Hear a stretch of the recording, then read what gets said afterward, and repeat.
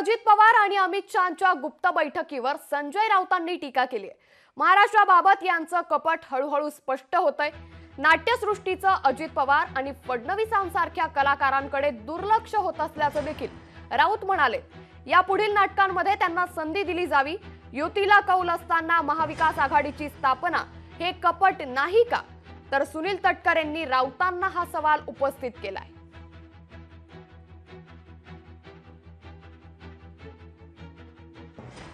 पुढे घालून परक्याप घालून तोंडाला मुखवटे घालून बघा, याचाच अर्थ असा यांचं राजकारण किंवा यांचं कपट महाराष्ट्र संदर्भातलं किती आधीपासून सुरू होतं हे तुम्हाला आता हळूहळू स्पष्ट होत आहे। अजित पवार हे एखाद्या गुप्तहेराप्रमाणे रहस्य नाटकाप्रमाणे नाव बदलून टोप्या बदलून वगैरे वगैरे वगैरे खोट्या मिशा लावून पिळदार हे दिल्लीत कोण अमित शहाना भेटायला जात होते। म्हणजे फार मोठी गोष्ट आहे की हे कलाकार, या कलाकारांनी राजकारणातल्या मराठी नाट्यसृष्टीचं आणि आपल्या चित्रपट पडद्याचं फार मोठं नुकसान केलं। काल दिवसभर दिल्लीमध्ये अजितदादा त्या ठिकाणी होते। भारत सरकारच्या वेगवेगळ्या विभागाच्याकडे वेगवेगळे प्रश्न होते, त्यासाठी ते आले होते। त्याच्यातल्या 3 शासकीय बैठका संपल्या आणि नंतर माझ्या निवासस्थानी ते होते।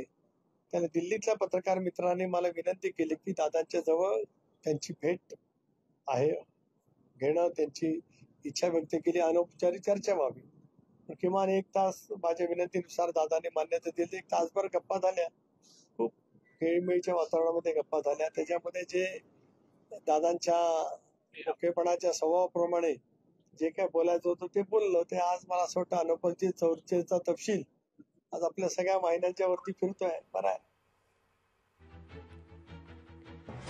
तर यावरती चंद्रकांत पाटील यांनी काय प्रतिक्रिया दिली आहे पाहूयात। संभ्रम निर्माण करण्याचं काम हे विरोधी पक्षांचं असतं। ते संभ्रम निर्माण करतायत की महायुतीमध्ये अजितदादांना घेऊन अजितदादांबद्दल काही कन्फ्युजन आहे, काही अविश्वास आहे।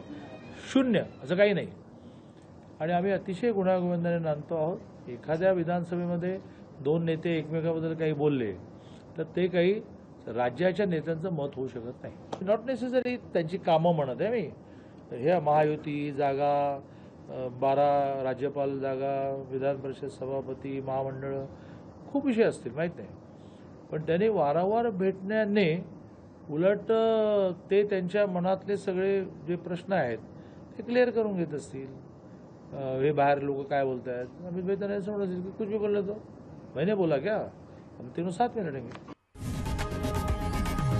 लोकशाही मराठी ऐका, पहा, जागरूक रहा।